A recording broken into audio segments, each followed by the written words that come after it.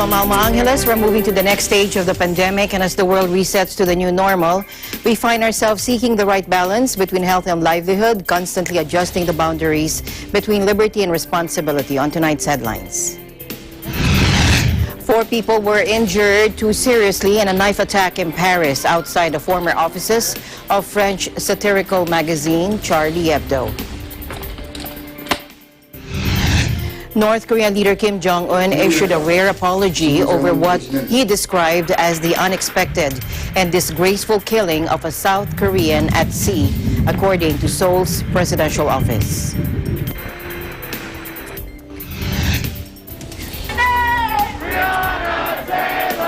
More than 1,000 people defied a second night of curfew in the U.S. city of Louisville to protest over the lack of criminal charges in the police killing of Breonna Taylor. And China lashed out at the United States at a high-level UN meeting over its criticism on the coronavirus, with its envoy declaring enough is enough. Abusing the platform of the United Nations and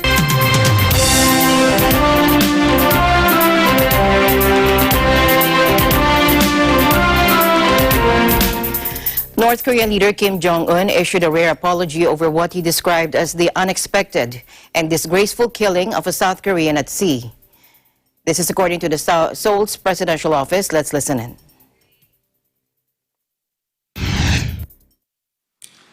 국무위원장 김정은 동지는 가뜩이나 악성 비루스 병마의 위협으로 신고하고 있는 남녘 동포들에게 도움은커녕 우리 측 수역에서 뜻밖의 불미스러운 일이 발생하여 문재인 대통령과 남녘 동포들에게 커다란 실망감을 더해준 데 대해 대단히 미안하게 생각한다는 뜻을 전하라고 하셨습니다. The fisheries official was shot dead on Tuesday by North Korean soldiers, and Seoul said his body was set on fire while still in the water, apparently as a precaution against coronavirus infection. Now in it, Pyongyang acknowledged firing about 10 shots at the man who had illegally entered our waters and refused to properly identify himself. Border guards fired at him in accordance with standing instructions, according to authorities. Now, North Korean defector turned Seoul-based researcher An Chan-il said it was extremely rare for the North Supreme Commander to offer an apology, especially to South Koreans and their president. Apologies from the North, let alone attributed to Kim personally, are extremely unusual, and the message comes with inter-Korean ties in deep freeze, as well as a standoff in nuclear negotiations between Pyongyang and Washington. 4 people were injured too seriously in a knife attack in Paris Friday outside the former offices of French satirical magazine Charlie Hebdo, according to Prime Minister Jean Castex. 2 of the victims were in a critical condition, according to Paris Police Department, adding that the 2 suspects were on the run. Police later said 1 suspect had been detained after the attack, which occurred as the trial was underway for alleged accomplices of the 2015 Charlie Hebdo attack. He added that the attack had taken place in front of the weekly's former offices in the 11th district of Central Paris. The magazine's current address is kept secret for security reasons. The stabbing came as a trial was underway in the capital for alleged accomplices of the authors of the January 2015 attack on Charlie Hebdo. 12 people, including some of France's most celebrated cartoonists, were killed in the attack by brothers Said and Sherif Kouachi and claimed by a branch of Al-Qaeda. A female police officer was killed a day later, followed the next day by the killing of 4 men in a hostage-taking at a Jewish supermarket by gunman Almedi Coulibaly. The 14 defendants stand accused of having aided and abetted the perpetrators of the 2015 attacks, who were themselves killed in the wake of the massacres. Now, the magazine, defiant as ever, had marked the start of the trial by republishing hugely controversial cartoons of their Prophet Muhammad that had angered Muslims around the world. Al-Qaeda then threatened Charlie Hebdo with a repeat of the 2015 massacre of its staff. A British police officer was shot dead in the early hours of Friday morning, according to Scotland Yard, the first officer to be killed by gunfire while on duty in over 8 years. Metropolitan Police launched a murder investigation following the shooting by a 23-year-old man being detained at Croydon Custody Center in South London at around 2:15 a.m. local time. The suspect was also taken to hospital with a gunshot wound and remains in a critical condition, according to police, but added that no police firearms were discharged during the incident. Now, police didn't say how the suspect was shot, though the Evening Standard newspaper said he shot himself. British police are not routinely armed, although forces have tactical firearms units to respond quickly to incidents. Deaths in service are also rare.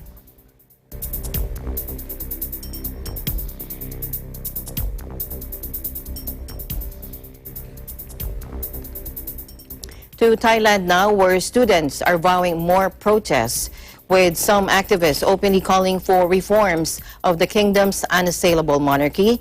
Joining us live from Bangkok, here's Gila Pablo. Gila. Alma, good evening and good evening to all the viewers. So this is according to the Thai PBS World. Protest leaders were very disappointed by the decision of the lawmakers not to immediately adopt the motion seeking constitutional amendments during this joint session of the House Representatives and the Senate yesterday. The lawmakers, instead voting on the motions, have voted to set up a committee to study them that allow them another 1 month delay. The anti-government protesters see the decision as a political betrayal. One of the protest leaders, Mr. Anon Nampa, said the current constitution is a legacy of military dictatorship. It also needs to be replaced with a more democratic constitution. He said the priority is to get rid of the Senate, which is seen as a power based on the previous government. He said the protesters want to see a total revision of the current constitution, including the sections that deal with the monarchy. Mr. Annan is facing series of charges stemming from his role in anti-government rallies over the past several weeks. He also threatened to intensify the campaign to pressure the politicians. And he said they scheduled another major rally after authorities announced a grand jury had decided not to charge anyone in connection with the death of Taylor, the 26-year-old black woman shot dead in her apartment by police earlier this year. With a 9 p.m. to 6:30 a.m. curfew in place through the weekend, about 100 protesters in violation of the rule sought refuge at the First Unitarian Church late Thursday, U.S. time.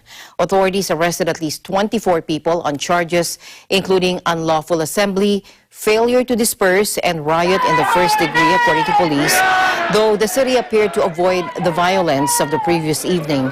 Taylor's death has become a rallying cry for the Black Lives Matter movement, and the grand jury decision sent fresh demands for racial justice billowing across the country. More than 6 months later, a grand jury on Wednesday charged Detective Brett Hankison with 3 counts of wanton endangerment over shots fired into adjoining apartments. But neither Hankison nor the 2 officers who fired the shots that killed Taylor were charged in direct connection with her death. Now, Kentucky Attorney General Daniel Cameron said the 2 officers who had fired the shots that killed Taylor had done so in self-defense and would therefore not be charged. Let's listen in again. In country, there is no conclusive evidence that any bullets fired from Detective Hankinson's weapon struck Ms. Taylor.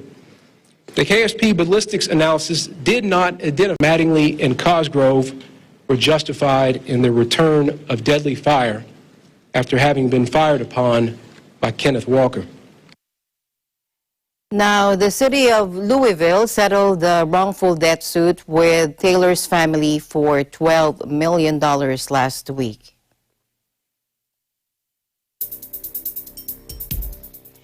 LeBron James said the disrespect that black women has gotten is always there, and people can't turn a blind eye to that.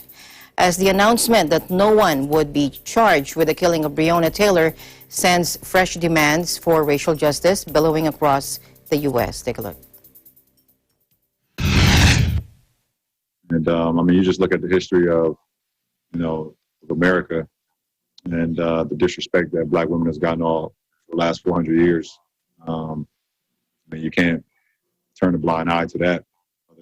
And so many black women that's done so many things for me, and seeing the sacrifices that they made, especially my mom when I was growing up, they were still disrespected along that way.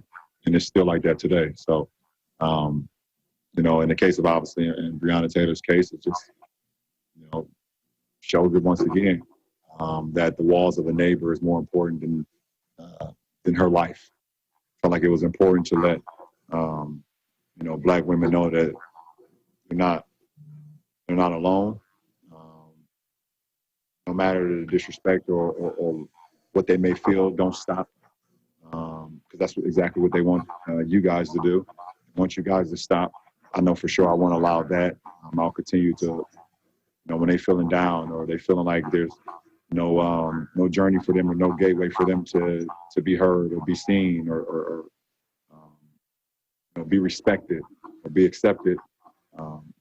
My job is to continue to let them know that they are important to everything that goes on, not only in America, but in the world.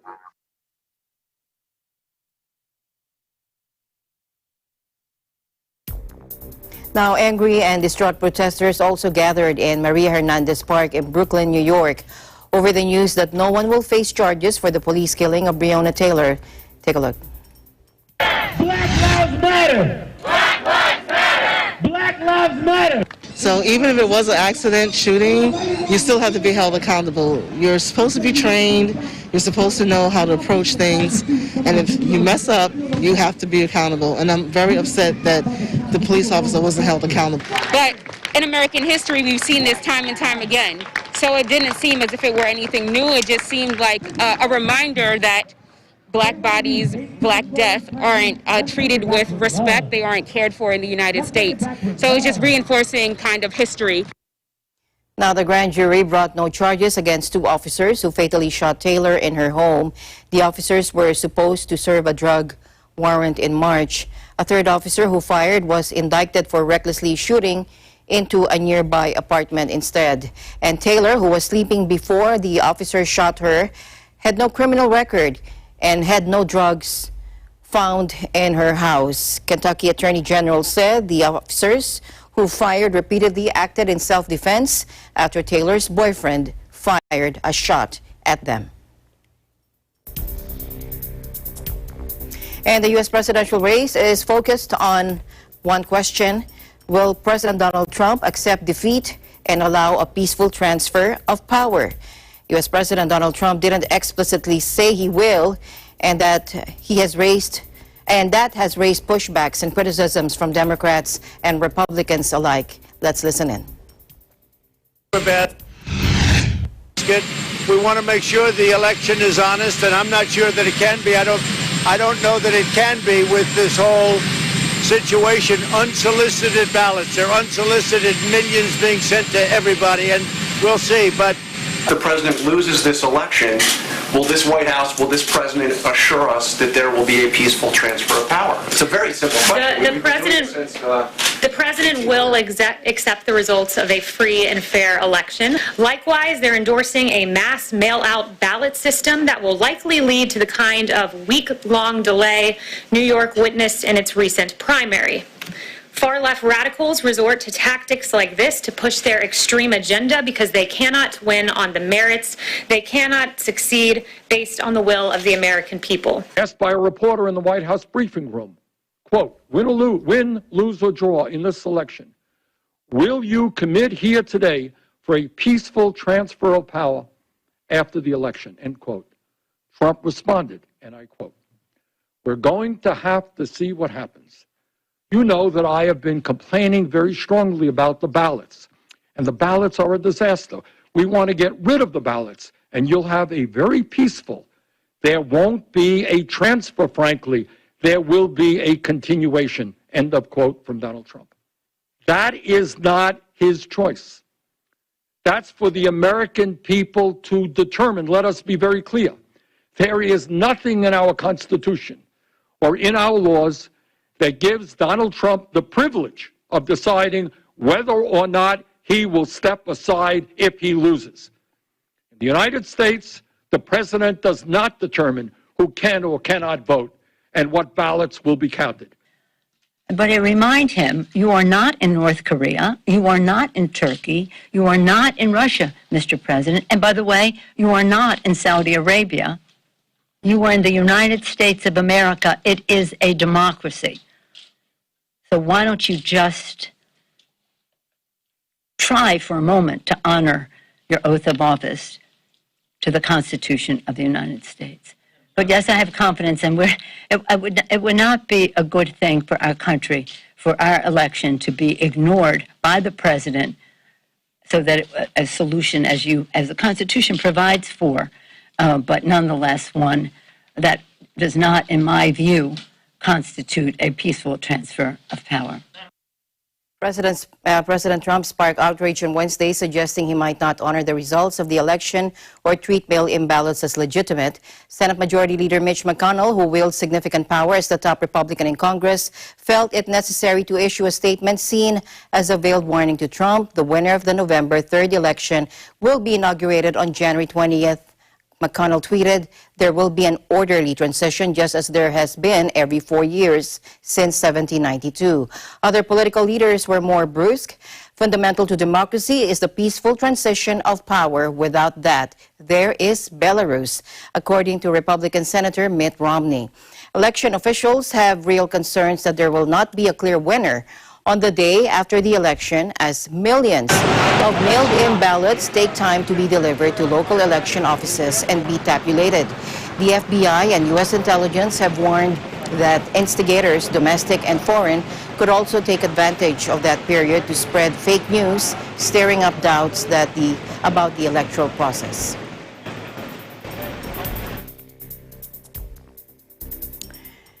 Let's now go to Switzerland, where the WHO said coronavirus cases worldwide continue to spike. Joining us live from Geneva is Man Glosser. Hello, Man. Hi, Alma. How are you? I'm good. Go ahead, Man. Okay, so COVID-19 is far from coming to an end, and in the contrary, it keeps on spreading around the world. Currently, Switzerland has 51,864 confirmed cases and 1,778 deaths. That's 372 cases and 2 deaths more in the past 24 hours. Lately, according to the WHO statistics, the number of coronavirus cases seems to strongly increase worldwide. Especially last week, the world has reached a new peak record of almost 2 million new cases within 1 week. To be more precise, the WHO stated that during the week ending on September 20, 1,998,897 new cases of the pandemic were registered around the world. That is equivalent to a 6% increase from the week earlier. According to the UN Health Agency, it corresponds to the highest number of reported cases in a single week since the beginning of the epidemic. The World Health Organization says that we can observe this upward trend in almost all regions of the world, with Europe and the Americas coping with new cases swelled by 11% and 10%, respectively, from a week earlier. The only region that was able to dodge it is Africa, reporting instead a decrease of 12% in new cases from a week earlier. Meanwhile, even though the amount of new cases keeps on increasing, still according to the WHO, the number of new deaths around the world is, in contrary, decreasing. Last week, a number of 37 new deaths related to the coronavirus was recorded worldwide, equivalent to a 10% decline compared to the previous week. The Americas account for 55% of that in the world. The world's worst hit countries are the United States and Brazil, which both reported over 5,000 new deaths in the past week. In Europe, Some countries are experiencing a second wave of infections, and its number of new deaths keeps on increasing compared to the previous week. Back to you, Alma. There was a decline of the rate of deaths around the world. Which regions are this? Can you tell me? That made Go ahead. Yeah, well, the decline was mainly driven by the Americas, the hardest hit region, with 22% slower in terms of new deaths than a week earlier, and by Africa with a drop of 16%. Back to you, Alma. Okay, a little bit of good news there. Thank you very much, Mayan, for your updates there in Switzerland and the WHO. Thank you. Yes, thank you for having me, Alma. I'm Anne Rosa, reporting from the Geneva, Switzerland Bureau, and we live in interesting times. All right, from Switzerland, let's now go to France, where most of the country is now in a red zone due to a spike of coronavirus cases. Alia Garcia joins us live. Alia, how are you? Bonjour. Hi, Alma. It's Vanessa for today. Oh, hi. How are you? Hi. I'm good, but okay. So for go ahead, COVID-19 updates in France, as of Thursday, September 24th, there's a total of 468,069 confirmed cases, out of which 93,538 people have recovered and 31,416 died. Since the end of France's national lockdown, confirmed cases have decreased, but yesterday there were more than 16,000 new cases compared to the previous day. An increase in new confirmed daily cases can be seen since mid-August, especially in Paris and southern France.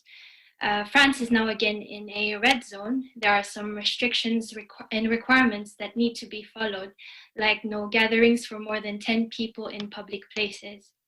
You have to wear a mask if you're 11 or above, and when in enclosed public places such as public transportation, shops, and tourist spots. Restaurants are open, but with updated measures. Strict health rules apply for shows, cinemas, casinos, and so on.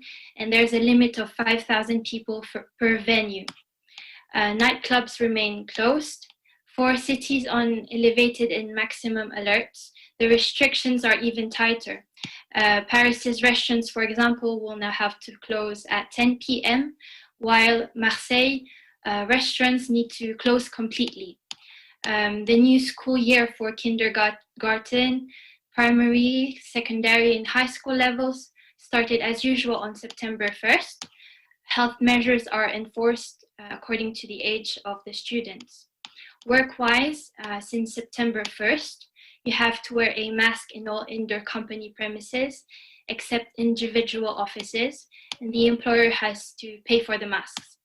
You must comply with the instructions given by the employer according to the situation in the company and also your own situation. You must ensure your own security and that of your colleagues by respecting the health advice given. There are specific rules in the French overseas territories.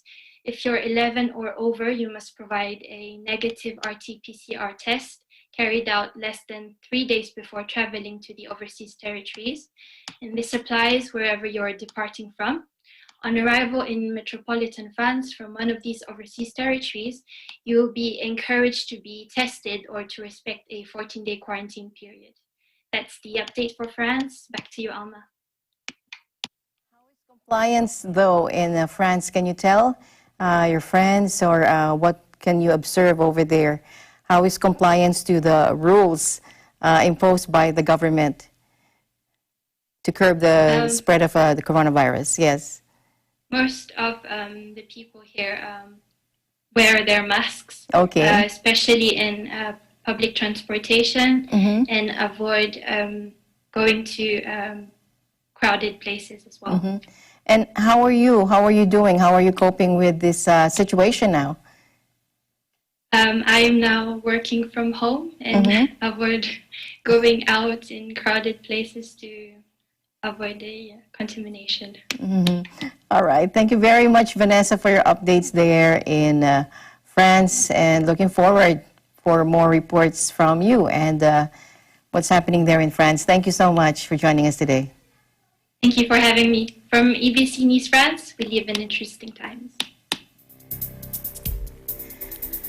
The European Commission urged EU member states to better explain and enforce social distancing and hygiene rules to halt the return of a dangerous new wave of coronavirus infections. Take a look. While people testing positive for COVID-19 are younger in several member states and mortality rates remain lower than before, we are starting to see an increase in the occupancy of ICU. We cannot lower our guard. This crisis is not behind us. From stepped-up testing to closer contact tracing, from improved public health surveillance to better access to personal protective equipment and medicines, and ensuring sufficient healthcare capacity in ICU units, all member states need to roll out measures immediately and at the right time, at the very first sign of potential new outbreaks. France has already reported an all-time high in new daily cases of over 16,000 one day after announcing tougher infection control measures, especially for hard-hit Mediterranean city of Marseille. And Greek Prime Minister Kyriakos Mitsotakis warned that a new lockdown could also be needed in Athens unless the public can help bring down new cases by respecting distancing and mask-wearing rules. And Madrid's regional government expanded the number of areas under partial lockdown on Friday in a move now affecting 1 million people, but ignored the central government plea for restrictions across the capital. Take a look. Now, the city and the surrounding region is at the epicenter of a second wave of coronavirus that's sweeping Spain. And it has already claimed 31,000 lives, infected over 700,000. This is the highest infection rate in the European Union. From Monday, another 167,000 people will be confined to their neighborhoods and unable to leave except for work, school, or medical reasons, although they'll be able to move freely within their own areas.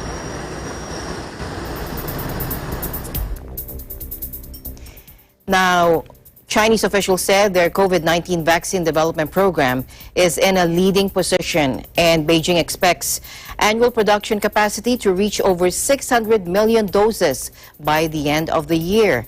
Now, China has been bullish about the development of its coronavirus vaccine as scientists around the world race to halt the deadly pathogen which has caused global chaos and killed almost 1 million people. 11 Chinese vaccines have now entered clinical trials, with 4 in phase 3 trials that are progressing smoothly, according to Chinese officials. Take a look. 我们到今年年底，预计我们疫苗的年产能能达到6.1亿剂。大家注意啊，我说的是年产能。那么到明年的话，我们的年产能能达到10亿剂以上。目前呢，我国新冠疫苗研发工作总体上处于一个领先的这样一个地位。 Chinese President Xi Jinping has previously declared that Chinese vaccines would be made a global public good. Now, Mr. Wu said 2 vaccines produced by China National Biotech Group, or CNBG, a subsidiary of Sinopharm, have been tested on over 35,000 people during phase 3 trials in the Middle East. Sinovac, another leading vaccine producer, has also been carrying out phase 3 trials in countries in South America and Southeast Asia, according to Mr. Wu, a vaccine jointly developed by CanSino Biologics.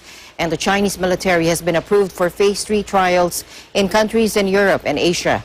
Russia has boasted that it created the world's first approved coronavirus vaccine, the Sputnik 5, although it's still undergoing clinical trials.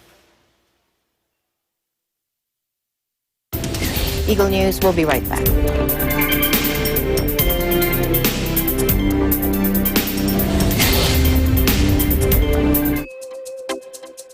The New Era University, in its 45th year of excellence, discipline, and service to humanity, will offer online education all levels beginning this first semester academic year 2020 to 2021 through the NEU Virtual Learning Environment, or NEU VLE. New Era University offers a complete basic education cycle from kindergarten up to senior high school, offering all strands.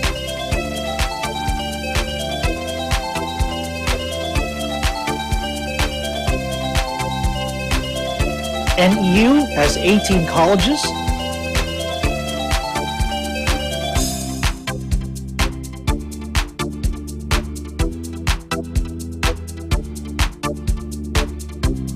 and 2 graduate schools.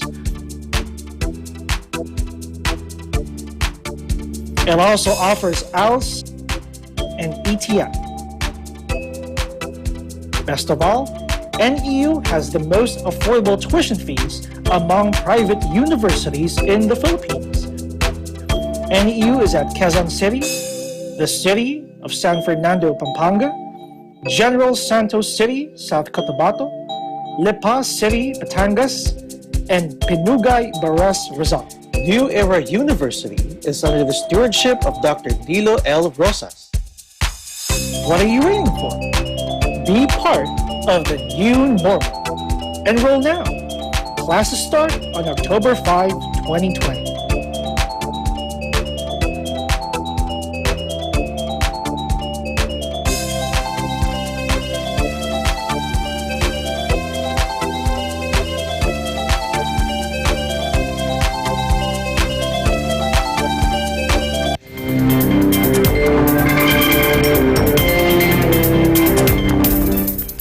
Maybe a light at the end of the tunnel. Firefighters fighting a destructive blaze in the hillsides of Los Angeles have now gained the upper hand. The Bobcat fire is now 50% contained. Evacuated residents are now being allowed to return, and so far this year, some 6,500 structures have been destroyed in California alone, according to CAL FIRE, with massive devastation extending far into Oregon and Washington states up the Pacific coastline. There are many factors behind California's record fires. Besides overpopulation, years of drought worsened by climate change have left endless acres of excess dry vegetation. California Governor Gavin Newsom blamed climate change for the fires. President Trump blames them for poor forest management.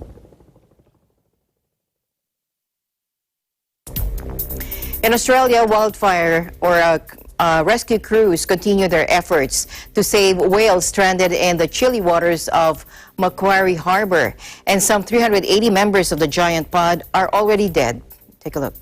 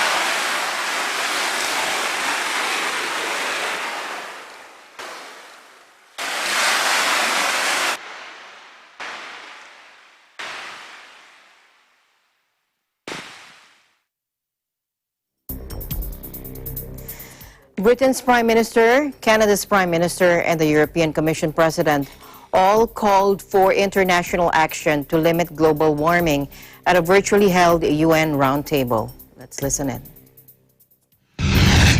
Coronavirus came out of left field. I mean, you know, some people predicted it, Bill Gates and so on, but most people didn't imagine that the world would be afflicted in the way that it had.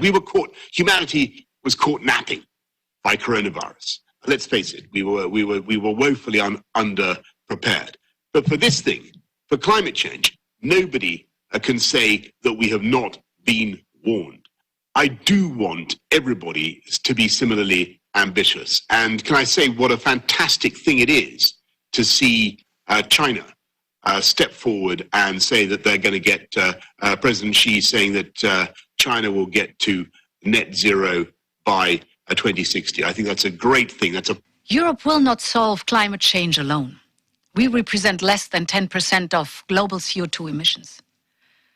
We want to show that a responsible green transition will be good for people and for business. Like the virus, the impacts of climate change are far worse for racialized communities, indigenous peoples, and women. Also, any failure to act immediately and decisively will only make the costs of these crises higher and worse over time. But this global pandemic has also created an opportunity to build back better, and climate action is an essential part of that. Climate change is already there. Many people are already suffering. So we need to massively support those that are suffering more. Adaptation must be fully a clear objective together with mitigation. And we must make sure that we mobilize the finance necessary for adaptation and not only for mitigation. Meanwhile, China lashed out at the United States at the high-level UN meeting over its criticism on the coronavirus, with its envoy declaring enough is enough. 2 days after President Trump used his annual address to the General Assembly to attack China's record, the U.S. ambassador to the United Nations also took an outraged tone, after which her Chinese counterpart showed palpable anger. Now, the UN chief said the international community must unite or be crushed by chaos. Let's listen in again. The pandemic is a clear test of international cooperation, a test we have essentially failed. It has killed nearly 1 million people around the world, infected over 30 million, and remains largely out of control. This was the result of a lack of global preparedness, cooperation, unity, and solidarity. COVID-19 is casting a dark shadow across the world, but it is also a warning that must spur us to action. We have no choice. Either we come together in global institutions that are fit for purpose, or we will be crushed by divisiveness and chaos. You know, shame on each of you. I am astonished and I'm disgusted by the content of today's discussion. I'm actually really quite ashamed of this council. Members of the council who took this opportunity to focus on political grudges rather than the critical issue at hand, my goodness. Moreover, I'm disappointed on behalf of the people you are trying to reach for by squandering this opportunity for political purposes. President Trump has made it very clear we will do whatever is right, even if it's unpopular, because let me tell you what, this is not a popularity contest. For quite a while, some U.S. politicians have been obsessed with attacking other countries and UN bodies, abusing the platform of the United Nations and its Security Council. The United States has been spreading political virus and disinformation and creating confrontation and division. Such practice cannot defeat the virus. On the contrary, it has seriously disrupted the joint efforts of the international community to fight the pandemic. I must say, enough is enough. You have created enough troubles for the world already.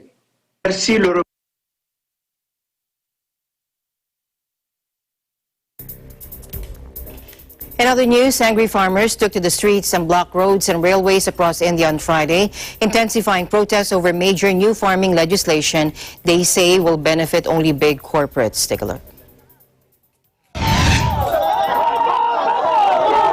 Because the parliament, with brute force, keeping aside parliamentary norms and procedures, have passed anti-farmer bills of Mr. Narendra Modi.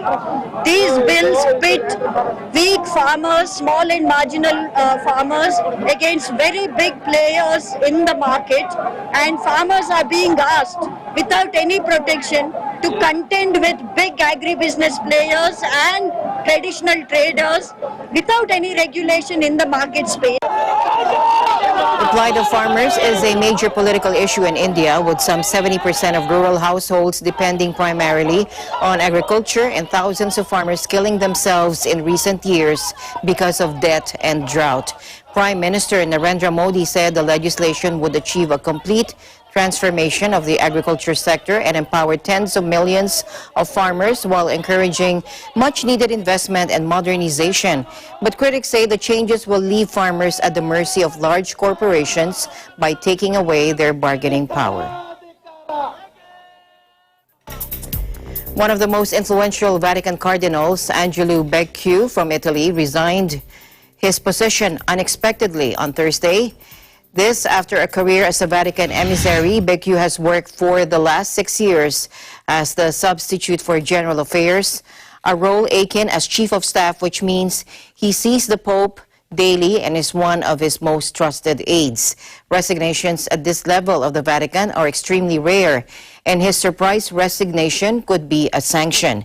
He has been linked in the past to an investigation underway within the Vatican over the last year into a property development in the exclusive Chelsea area of London, which was paid for with offshore funds and companies. The process to invest in the scheme to build luxury apartments began in 2014 when Becciu was in the Vatican Secretariat, according to the Central Bureaucracy of Vatican. The Vatican's police force raided the offices of the Secretariat last year to seize financial documents and computers, while 5 members of staff were suspended. Becciu defended the purchase at the beginning of the year during an interview.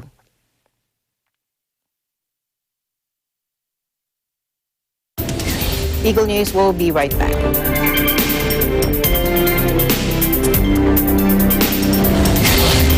Noon hanggang ngayon, gabay natin ang MTRCB ratings sa matalino at responsableng panonood.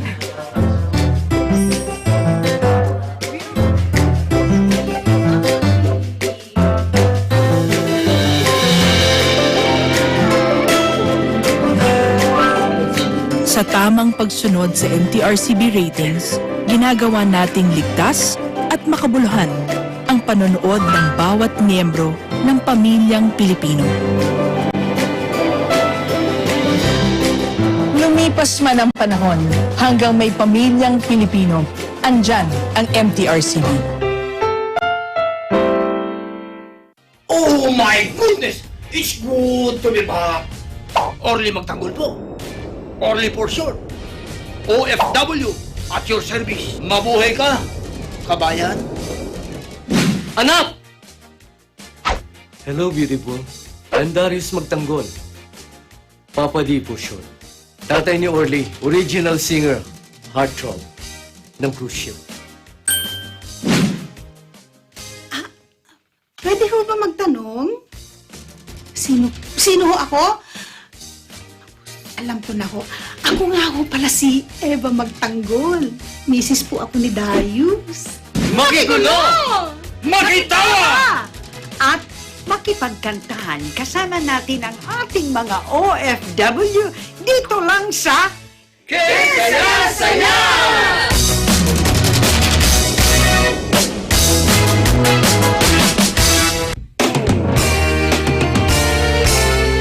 Hi, I'm Mia Pangyarihan at samahan niyo kami dito sa Tagisan ng Galing Part 2. Who will win the bout and who will get out? Abangan niyo yan dito lang sa Part 2 ng Tagisan ng Galing dito sa Net 25.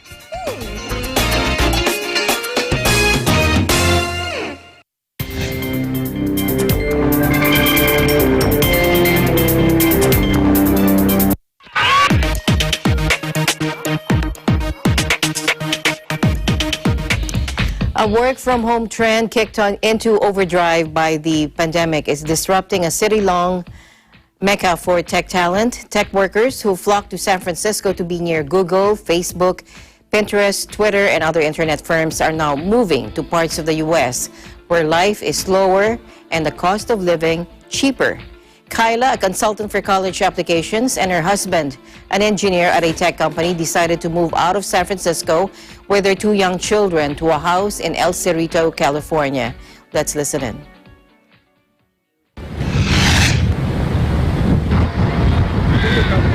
Come back, and when we learned that school was going to be distance learning and that this was probably going to go on and on and on and on, we sort of started to think about the possibility of moving here, since we both work now remotely, and it would be much easier if we were at a 10-minute drive from my parents, so we could have a little bit more flexibility with childcare at this point.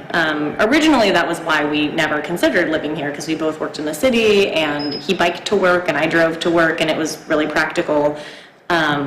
But now that we're both working on Zoom, this just was a much better option. For my husband, it's highly likely that he will continue to be remote even when things go back to quote-unquote normal, at least for at least a few days a week. And for me, I don't work on normal, like traditional 9 to 5 hours, so even if I do have to commute eventually, it won't be such a big deal. Twitter and online work collaboration tech firm Slack have also announced employees can work from home indefinitely. Online bulletin board Pinterest announced recently that it spent $90 million to cancel a lease for more Silicon Valley office space, saying it will stick with its current San Francisco offices. Google and Facebook are not expecting workers to return to their campuses until the middle of next year at the earliest. Facebook chief executive Mark Zuckerberg said he expects half of the firm's employees will be able to permanently do their jobs from home within 5 to 10 years. Now, Google has removed images from its Street View that allowed users to virtually walk on Australia's Uluru, an Aboriginal site closed to tourists since last year. Take a look.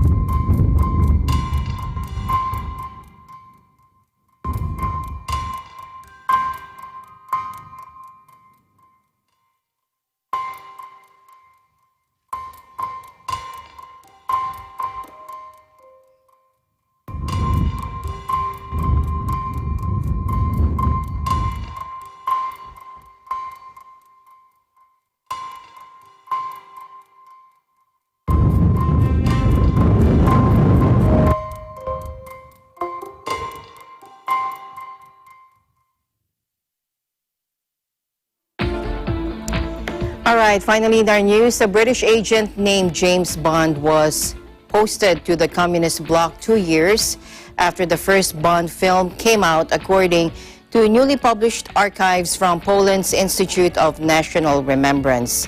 Now, Bond arrived in Warsaw on February 18, 1964, and his official position was archivist at the British Embassy, according to documents from Communist Poland's Counterintelligence Service.